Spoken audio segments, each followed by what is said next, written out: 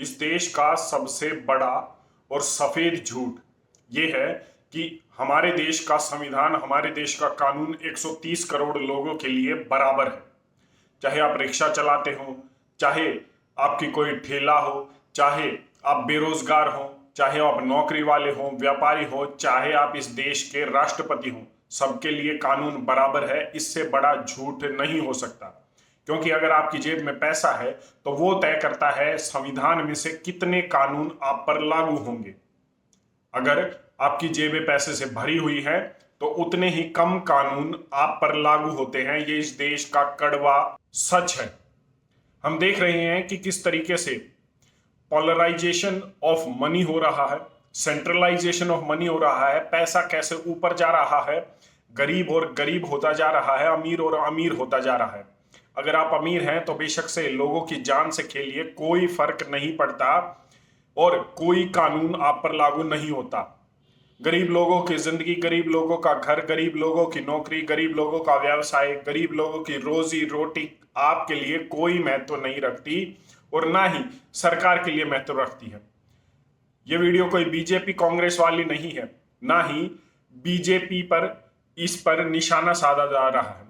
मैं आपको बता दूं कि आज अडानी अंबानी का नाम बीजेपी के साथ जोड़ा जा रहा है, लेकिन आज हम केरला के तिरुवनंतपुरम के से 20 किलोमीटर दूर विंजाम पोर्ट के ऊपर बात कर रहे हैं, जिसकी अनुमति 2015 में केरला के चीफ मिनिस्टर ने की थी। उद्घाटन उस पोर्ट का, उस बंदरगाह का चीफ मिनिस्टर ने किया था, जो खुद कांग्रेस से है। बीजेपी, कांग्रेस, तेरी पार्टी, मेरी पार्टी, इससे ऊपर उठकर सोचिए कि चीजें चल क्या रही हैं।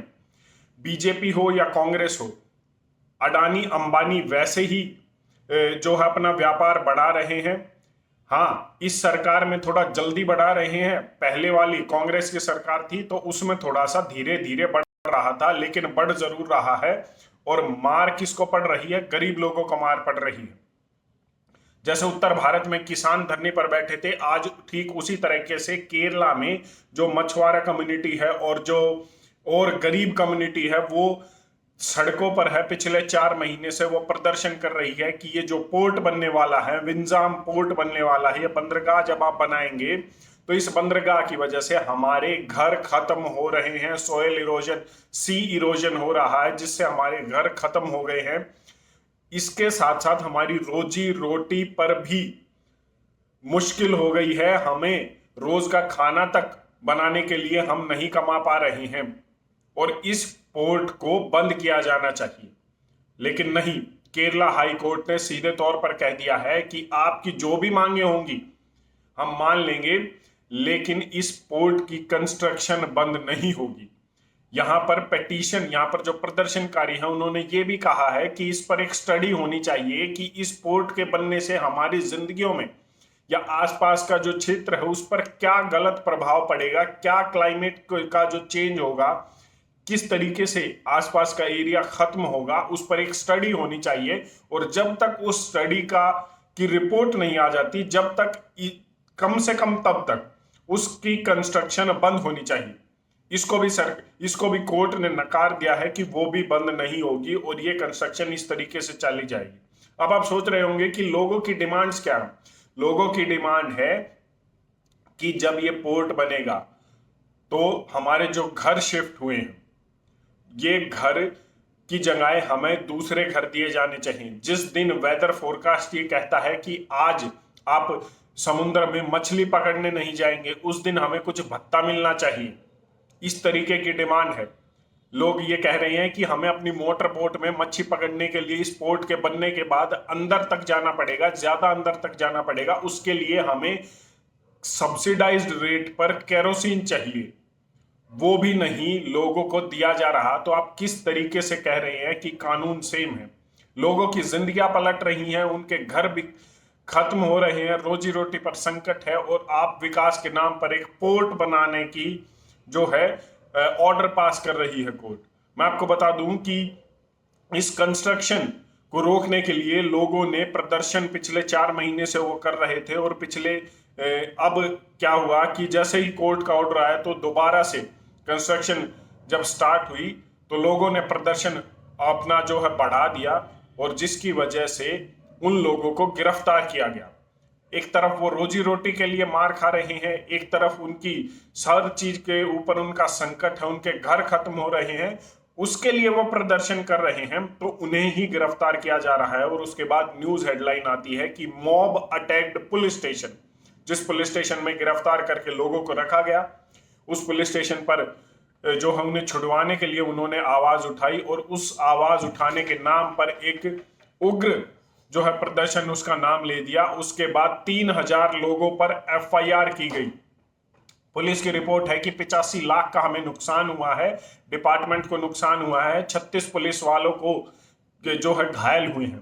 इस बीच 20 प्रदर्शनकारी भी जो अपने हक के लिए लड़ रहे हैं, जो अपने घरों के लिए लड़ रहे हैं, जो अपनी रोजी रोटी के लिए लड़ रहे हैं, वो भी घायल हुए हैं। लेकिन किसी के कान में कोई जू नहीं रेंग रही, क्योंकि आप सेफ हैं, आपके घर में रोटी आ रही है। लेकिन हर जगह हालात यही है, जैसा मैंने बताया, मार गरीब की ही हो रही है। और इसमें भी यहां पर डिवीजन आ गई है, या मैं कहूं कर दी गई है। जो भी जानकारी है, वहां पर कुछ कैथोलिक चर्च की जो कमेटीज हैं, कुछ लोग हैं, वो ये कह रहे हैं इस प्रोजेक्ट को जल्द से जल्द कंप्लीट किया जाना चाहिए। और कुछ एक कम्युनिटी है जो हाई क्लास में हम कह सकते हैं, जो अमीर है वहां पर, वो ये कह रहे हैं इस पोर्ट को जल्दी से जल्दी इसका काम खत्म किया जाना चाहिए, ताकि यहाँ रोजगार के जो है चांसेस बढ़े, लोगों को नौकरियां मिले। लेकिन वहीं दूसरी ओर जो व्यक्ति हर रोज मच्छी पकड़ के या जो आसपास छोटा मोटा बिजनेस करके अपनी रोजी रोटी कमा रहा है, उसके लिए समस्या खड़ी हो गई है और वो विरोध कर रहा है। वो लगातार विरोध कर रहा है, उसकी आवाज नहीं सुनी जा रही। कोर्ट ने भी अडानी पोर्ट के लिए ही अपना डिसीजन दे दिया। इसके लिए भी लोगों पर ही अत्याचार हम कहें एक तरह से किया जा रहा है। क्यों? क्योंकि वो गरीब है। इसके अलावा कोई भी हम ये नहीं कह सकते कि कोई भी कारण है जिसकी वजह से ना ही लोगों की आवाज पहुंच रही है इस पोर्ट के ऊपर। हम ये मानते हैं कि यह पोर्ट स्ट्रेटेजिकली इंपॉर्टेंट है। सिंगापुर और कोलंबो का जितना भी बड़े शिप्स का ट्रैफिक है वो इस पोर्ट पर आएगा, लेकिन इसका फायदा किसे होगा? जब वहां पर लोग ही नहीं रहेंगे, वहां पर जो नौकरी करने वाले हैं उन्हें उसी तरीके से 10, 15, 20 हजार में नौकरियां मिलेंगी। कोई गार्ड होगा, कोई मैनेजर होगा, सब इसी तरीके से नौकरियां होंगी। गरीब गरीब ही रहेगा। और पोर्ट बनाने वाले करोड़ों अरबों में खेलेंगे, शेयर मार्केट में उनके शेयर होंगे। गरीब लोगों का कोई जीवन नहीं बदलने वाला है, उन पर यही हालात रहेंगे और बद से बदतर होते चले जाएंगे। वो यही कह रहे हैं कि हम जो रोजी रोटी खुद कमा रहे हैं, हमें कमा लेने दीजिए और इस पोर्ट को कहीं और आप शिफ्ट कर दीजिए। लेकिन विकास के नाम पर पोर्ट वहीं बनेगा और मुझे नहीं लगता कि आप इसे रोक सकते हैं, क्योंकि जब तक पूरे भारत में छोटे, आप इसको लोकलाइज्ड मुद्दा बेशक कह लीजिए, लेकिन जब तक इन लोकल मुद्दों के लिए प्रदर्शन पूरे भारत में नहीं होंगे, जहां पर भी आप हैं इसके लिए आवाज नहीं उठाएंगे, तो किसी के कान में जू नहीं रेंगने वाली। और जैसा मैंने पहले कहा, आप भ्रम में जी रहे हैं कि देश का कानून, देश का संविधान 130 करोड़ लोगों के लिए। ये पैसे की ताकत है कि सब कुछ आपके फेवर में बोलता है। बेशक गरीब लोगों की रोजी रोटी जाए, उनका घर जाए, या किसी भी तरीके का उन्हें नुकसान। मुझे लगता था ये आप तक पहुंचनी चाहिए, इसके खिलाफ हम सभी को आवाज उठानी चाहिए, क्योंकि जो आज उनके साथ हो रहा है वो आपके साथ भी हो सकता है। आपकी इस पर अपनी क्या राय एक बार कमेंट करके जरूर बताएं। धन्यवाद। जय हिंद।